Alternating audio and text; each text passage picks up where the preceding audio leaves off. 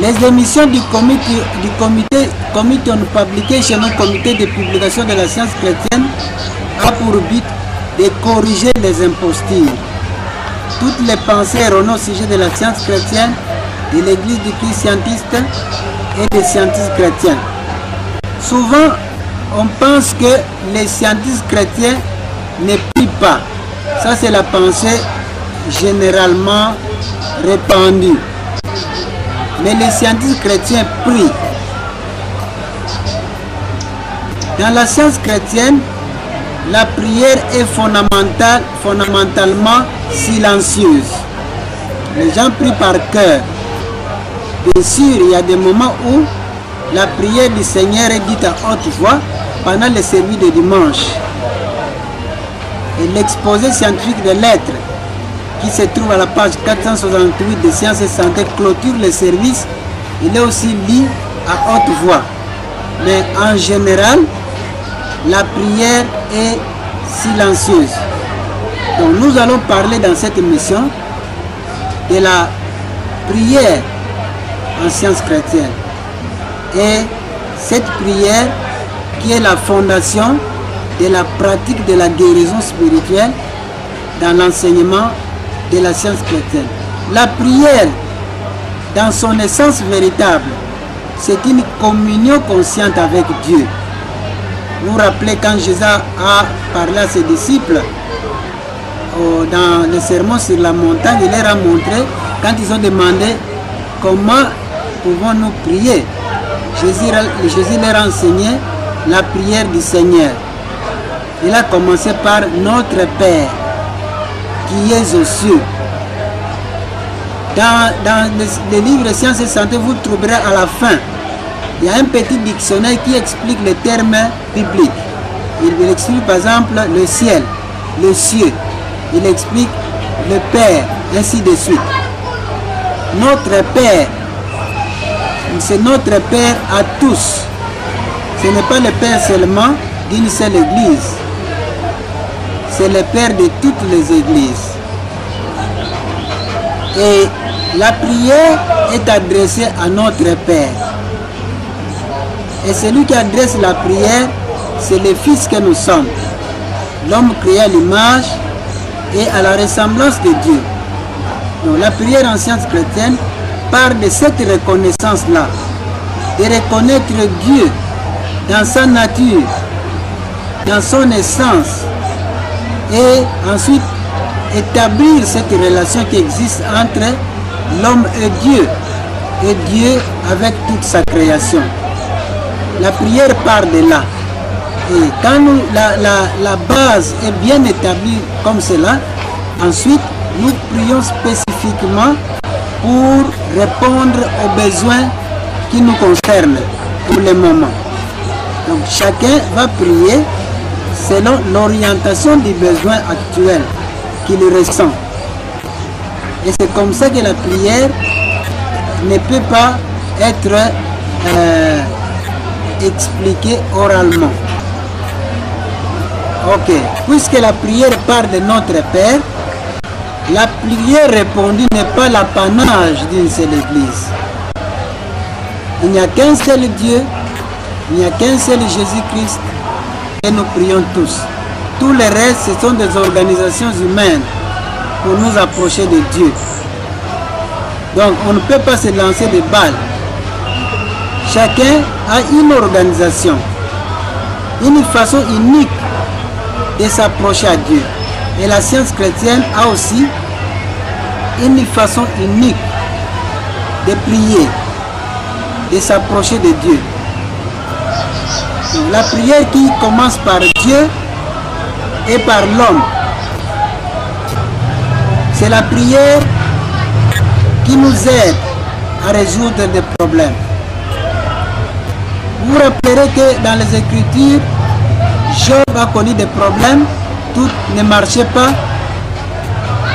il était malade, tout est perdu, mais s'est résigné à chercher l'Éternel.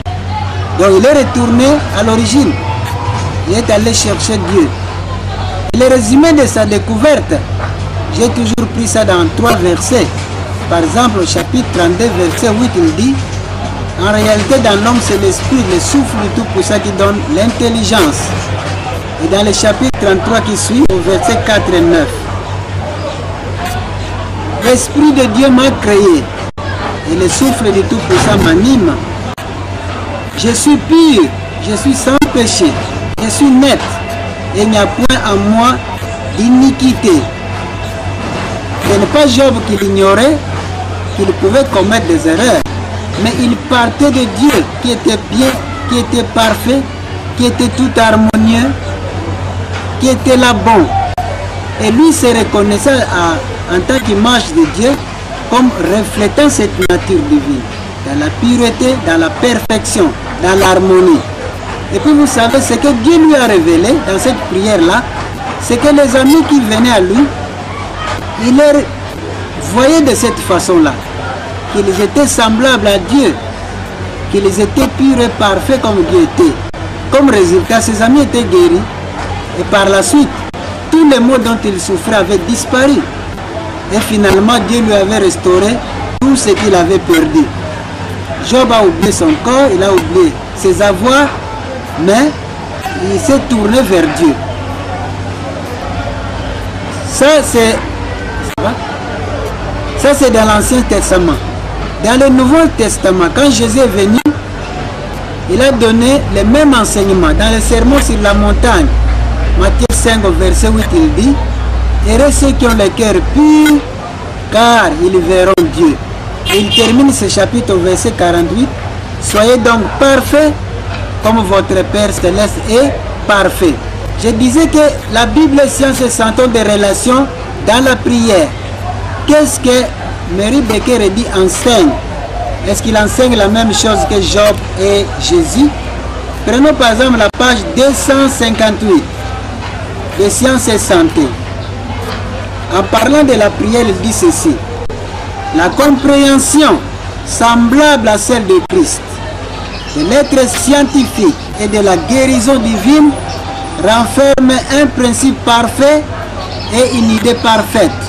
Dieu parfait et l'homme parfait comme base de la pensée et de la démonstration.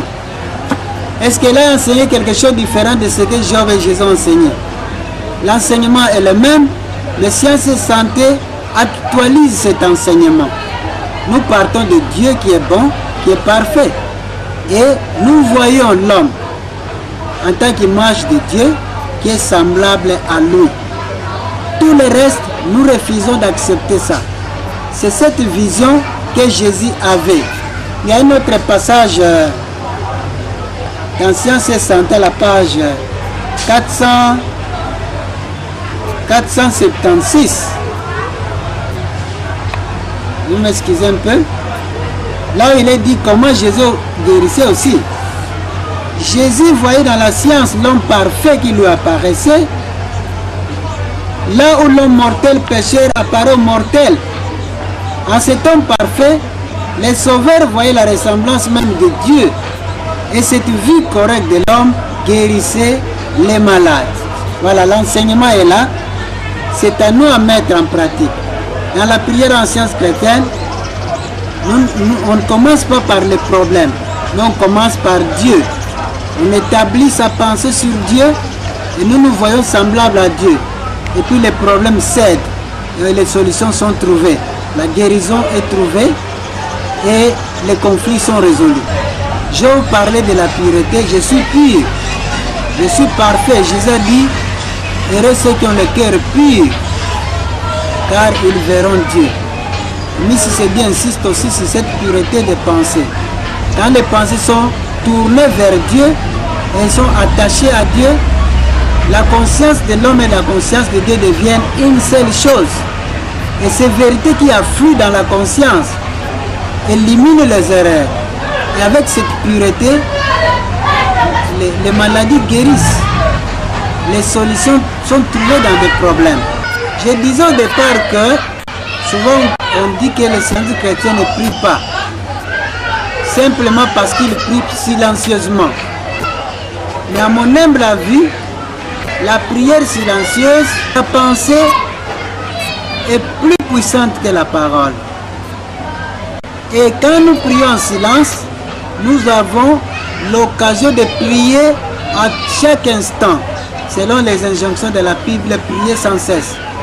Nous pouvons prier dans le bus, au bureau, dans l'église, partout où nous sommes, nous pouvons continuer à prier, à affirmer la relation qui nous unit à Dieu. Imaginez-vous, vous me voyez en route, je me promène, tout en partant, je commence à prier à haute voix. Parce que les gens vont me trouver normal. Tandis que au fond de mon cœur, je continue à prier. Je continue à reconnaître la présence de Dieu pour moi-même et pour tous ceux qui m'entourent. Et cette prière est sans cesse. Nous allons partager les idées sur la prière et la guérison spirituelle aujourd'hui, qui en d'autres termes le titre d'une de nos émissions qui est diffusée